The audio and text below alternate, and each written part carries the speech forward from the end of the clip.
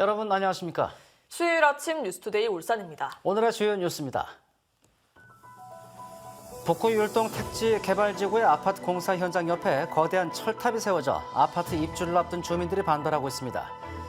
초등학교에 가상현실 체육시설이 도입되고 있지만 작동 오류 등 문제가 계속 생겨나고 있어 울산도 철저한 성능 검증이 필요해 보입니다. 울산에서 주택분 종부세 대상자가 지난해보다 2배 정도 늘었습니다. 대부분이 다른 지역에도 집을 소유한 다주택자인 것으로 분석됐습니다. MZ세대로 불리는 울산 지역 2030 청년층이 3년간 11% 감소해 인구 유출이 전국에서 가장 빠른 것으로 파악됐습니다.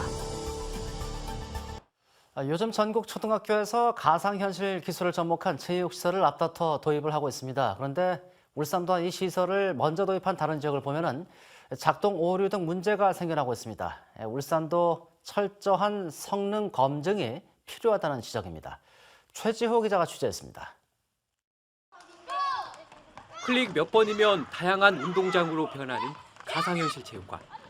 초등학생들이 뛰고 차고 던지는 체육 활동을 즐기고 있습니다. 울산에는 내년까지 42개 학교에 이 같은 가상현실 VR 체육실이 마련됩니다. 이미 10개 학교가 문체부와 지자체 예산을 받아 VR 체육실을 설치했고 나머지 32개 학교는 울산시교육청이 자체 예산 23억 원을 들여 가상현실 체육관을 만들 계획입니다. 그런데 울산보다 앞서 VR 체육실을 설치한 다른 지역들에서 제품 성능과 콘텐츠 업그레이드 문제 등이 불거져 논란이 되고 있습니다. 최근 전라남도에서 전수조사를 실시한 결과 학교 29곳 중 12곳이 VR 기기 설치 미비 현상을 겪고 있는 것으로 조사됐습니다. 학교들은 잘 모르는 상태에서 구입하고 그거에 대한 검증 능력이 없기 때문에 교육청이나 시 단위에서 납품한 제품에 대한 검증을 해서 예산 낭비가 되지 않도록 조달청 나라장터 시스템에 등록된 VR 체육시설 관련 업체는 10여 곳. 각 학교마다 VR 체육실 선정위원회를 꾸려 업체를 선택하는 방식인데 교사와 교직원, 학부모 등 자체적으로 위원회를 구성하다 보니 자칫 전문성이 떨어질 수 있습니다. 전문성이 없는 상태에서 최고의 기기를 구입할 수 있을지 좀 걱정스럽고요. 많은 예산이 투입되는 만큼 좋은 기기가 좀 선정이 되어서 우리 학생들의 체육 활동에 좀 도움이 되었으면 좋겠습니다. 예산 낭비를 줄이고 새로운 기기를 충분히 활용하기 위해서 학교 차원에서 VR 기술에 대한 이해도를 높여야 한다는 지적입니다. MBC 뉴스 최지호입니다. 어제 울산에서는 코로나19 신규 확진 환자 14명이 발생했습니다. 6명은 삼동기업 집단 감염 등 울산 확진자를 접촉했고 5명은 부산과 경기도 수원 등 다른 지역 확진자를 접촉했다 감염됐습니다. 또 나머지 3명은 감염 경로를 조사 중입니다.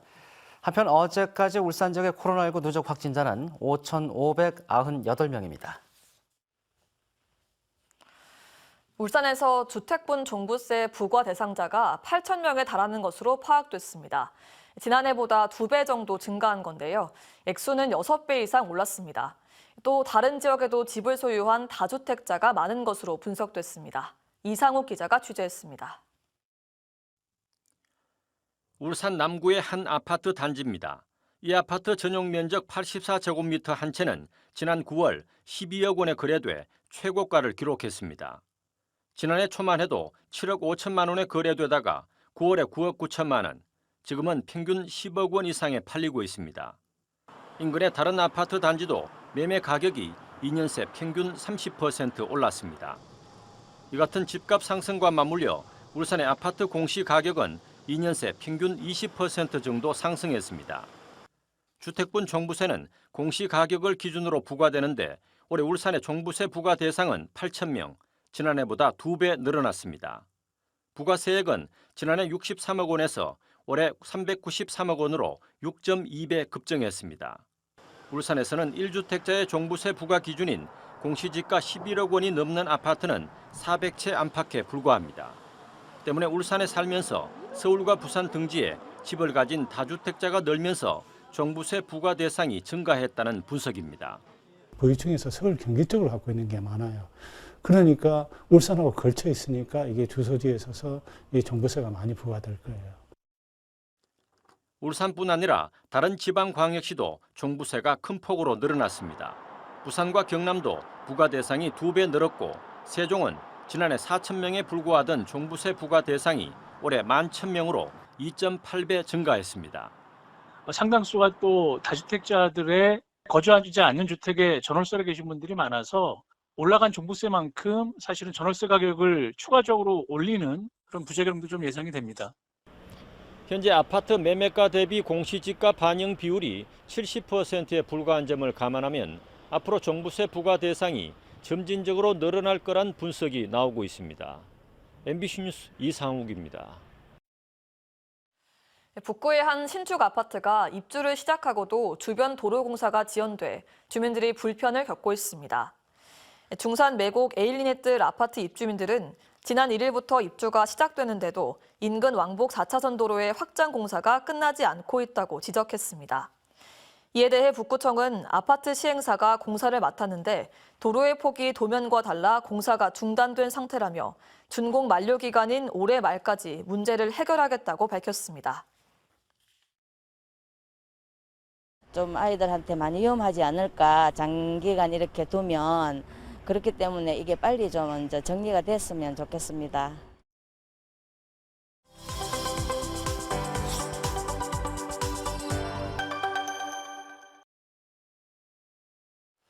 불법 렌터카 사업을 미끼로 수입차 132대를 챙긴 일당이 검거됐습니다. 명의만 빌려주면 수입차를 구매해 렌트 사업으로 돈을 벌게 해주겠다고 속였는데 그 규모만 110억 원대 이릅니다. 김윤아 기자가 보도합니다. 경기도 시흥시의 한 아파트 주차장. 노란색 람보르기니 한 대가 지나갑니다. 이틀 뒤 해당 차가 주차돼 있는 한 상가 인근. 도로 쪽으로 도망가던 한 남성이 경찰과 몸싸움을 벌이다 결국 붙잡힙니다. 렌트 사업 투자 사기단 총책 A씨입니다. A씨 등은 지인들을 상대로 고급 중고 수입차를 대출로 사들여 렌트 사업으로 돈을 벌게 해주겠다고 속였습니다. 1억 7천만 원을 본인 명의로 대출해줬던 한 피해자는 4개월간 수익금과 할부금을 입금받았지만 이후 연락이 끊겼고 결국 연체자로 전락했습니다. 사람 가액의 1%였으니까 170만 원 가량 받았었어요. 20년 된 친구끼리들에 그럴 일이 있을 거라는 상상은 못 해봤거든요. 이들은 사고차를 정상차로 포장해 실제 가격보다 수천만 원씩 부풀려 대출을 받은 뒤 차익을 챙기거나 명의 대여자 몰래 대포차로 팔아 넘기기도 했습니다. 이런 수법으로 지난 2017년 8월부터 2년 6개월 동안 81명으로부터 132대, 116억 원 상당을 가로챘습니다. 피해자들은 차량 유상 대여가 불법인 탓에 신고할 엄두도 내지 못했습니다. 자동차 자가용 유상 대여 행위는 불법의 행위입니다. 그러니까 투자를 하시더라도 허가업체인지 유무를 꼼꼼히 살피고 투자를 하시기 바랍니다. 경찰은 사기 등의 혐의로 A씨 등 57명을 붙잡아 이 가운데 5명을 구속하고 피해 차량 18대를 압수했습니다.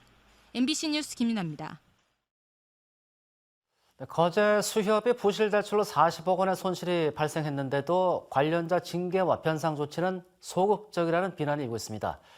이에 대해서 거제 수협은 규정에 따랐을 뿐이라고 항변하고 있습니다. 서윤식 기자가 보도합니다. 지난 2013년 거제 수협은 동일인 대출한도 50억 원을 초과한 122억 원을 대출해 40억 원의 손실을 떠안았습니다. 검찰은 올해 초 부실 대출에 연루된 전현직 직원 4명을 업무상 배임 혐의로 기소했습니다. 그런데 이들 직원들은 직무 배제 없이 여전히 현직을 유지하고 있습니다. 특히 지난 2019년 경찰 수사를 받던 A씨는 명예퇴직금 2억 원을 수령한 지 불과 몇 달 만에 임원으로 취임했습니다. 사고 있는 사람을 퇴직을 시킨다. 또 퇴직시키고 얼마 안 돼서 또 더 좋은 조건을 영전을 시킨다. 이거는 도저히 상식적으로 납득이 안 가는. 이들 직원에 대해 변상금 청구도 하지 않기로 했습니다. 이에 대해 거제 수협은 직원들을 직무에서 배제해야 할 정도로 위법한 행위가 확인되지 않았다고 밝혔습니다. 명예퇴직과 임원 추천도 검찰 기소 전 단계에 이루어져 인사규정 위반이 아니라고 해명했습니다. 변상금 청구도 전례와 근거가 없다며 내년 하반기로 예상되는 재판 결과를 지켜본 후 결정하겠다고 밝혔습니다. 동일인당 대출 한도만으로 변상을 때릴 수는 없고 재판에 계류가 되어 있기 때문에 그 결과를 보고 배임이라든지 이런 신규 위기 사실이 나타나면은 변상을 할 것이다. 거제 수협은 지난해 말까지 500억 원이 넘는 누적 적자로 6년째 자본 잠식 상태에 빠져 있습니다. 지나친 제19 감싸기로 부실만 키웠다는 주장과 규정에 따른 조치였다는 주장이 맞서는 가운데 현재로선 부실 대출 피해는 고스란히 조합원들에게 돌아가고 있습니다. MBC 뉴스 서윤식입니다.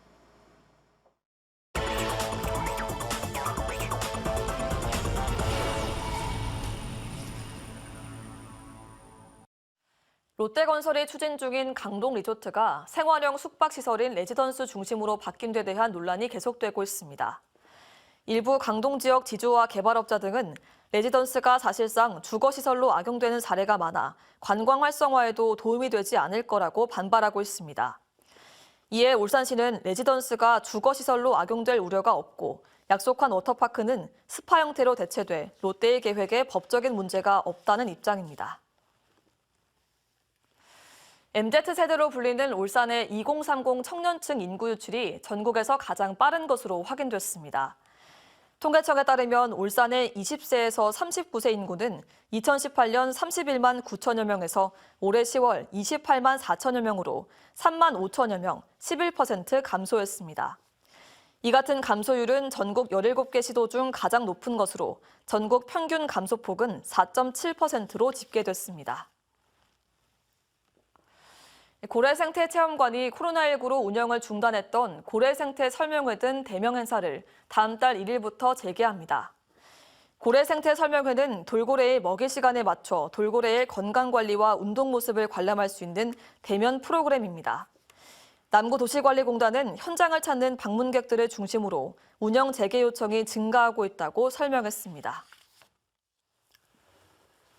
울주군이 어제 범사업 천상도서관 야외 광장에서 천상 365 스마트 도서관 개관식을 열었습니다.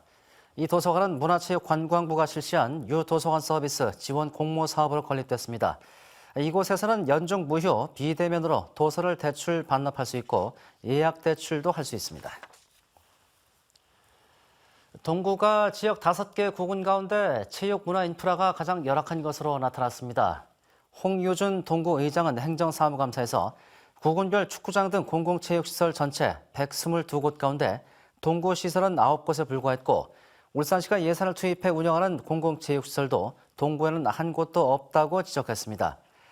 동구는 공연장 등 문화시설도 전체 124곳 중 12곳으로 가장 적었습니다. 울산지법 형사 1단독 정한근 판사는 청소년을 접객원으로 고용한 혐의로 기소된 유흥주점업주 A씨에게 징역 4개월을 선고했습니다. A씨는 지난 2019년 자신이 운영하는 남구의 한 주점에서 17살 청소년 3명을 시간당 4만 원을 주고 일하게 한 혐의로 재판에 넘겨졌습니다. 재판부는 A씨의 범죄 전력과 동종 범행을 저지른 업주들이 받은 처벌 등을 고려해 양형을 결정했다고 밝혔습니다. 울산페이 국비 지원 축소를 철회해달라는 정부 건의안이 울산시의회 상임위를 통과했습니다. 이 건의안은 내년 울산페이 발행 규모를 최소한 2021년 수준으로 국비 보조율 8%를 유지해 줄 것을 정부에 촉구하는 내용입니다. 울산 발행 규모는 올해 4,800억 원에서 내년 1,400억 원으로 70.8% 축소됐습니다. 유니스트의 반도체 회로 설계 기술 3건이 국제학회에서 공개됩니다. 유니스트는 전기전자공학과 김성진 교수팀의 뇌신경 데이터 모니터링 기술과 라이다 센서 설계 기술, 김재준 교수팀의 실시간 혈압 측정 기술이 2022 국제 고체회로 학회에서 선보인다고 밝혔습니다. 국제 고체회로 학회는 세계 3대 반도체 학회로 꼽히는 학회입니다. 울산소방본부가 소방 취약 지역인 울주군 농어촌 지역에 119 구급차를 추가로 배치한 결과 지역 주민 구조에 도움이 된 것으로 파악됐습니다. 울산소방본부는 울주군 두동과 서생, 청량 등 농어촌 지역 119 구급차를 추가 배치한 결과 출동 시간이 줄면서 지역 병원의 심정지 환자 소생률도 4.3%에서 10.1%로 향상됐다고 밝혔습니다. 시도교육청과 집단 임금 교섭을 벌이고 있는 전국 학교 비정규직 연대회의가 다음 달 2일 총파업을 예고했습니다. 연대회의 측은 기본급 29,000원 인상과 근속수당 5,000원 인상 등을 요구하고 있는 반면 시도교육청은 기본급 27,000원과 근속수당 2,000원 인상안을 주장하면서 합의점을 찾지 못하고 있습니다. 끝으로 날씨입니다. 윤수미 기상캐스터입니다. 새벽 사이 기온이 떨어지면서 울산은 어제 가을의 첫 얼음이 관측됐습니다. 오늘은 어제보다 기온이 더 오르겠는데요. 북서쪽에서 남하하는 찬 공기의 영향으로 오늘 아침 기온은 4도로 출발했습니다. 한낮에는 기온이 13도까지 오르겠지만 옷차림은 따뜻하게 해주시기 바랍니다. 오늘까지 바람이 강하게 불겠습니다. 바람은 시속 30에서 45km, 순간풍속 시속 55km 안팎으로 강하게 불겠습니다. 피해 없도록 시설물 관리 잘 해주시기 바랍니다. 오늘은 고기압의 가장자리에 들면서 울산을 포함한 동남권 지역의 하늘은 맑게 드러나겠습니다. 현재 기온은 4도에서 5도의 기온 분포를 보이고 있고요. 오늘 낮 최고 기온은 경주와 울산이 13도, 포항과 부산, 양산은 14도로 어제보다 3에서 6도가량 높겠습니다. 동해 남부 남쪽 먼바다와 남해 동부 먼바다에는 풍랑주의보가 발효 중이고요. 이 특보는 오늘 오전에 해제되겠습니다. 바다의 물결은 동해 남부 먼바다에서 최고 6m까지 매우 거세게 일겠습니다. 이번 주 대체로 맑고 쌀쌀한 날씨가 이어지겠습니다. 날씨였습니다.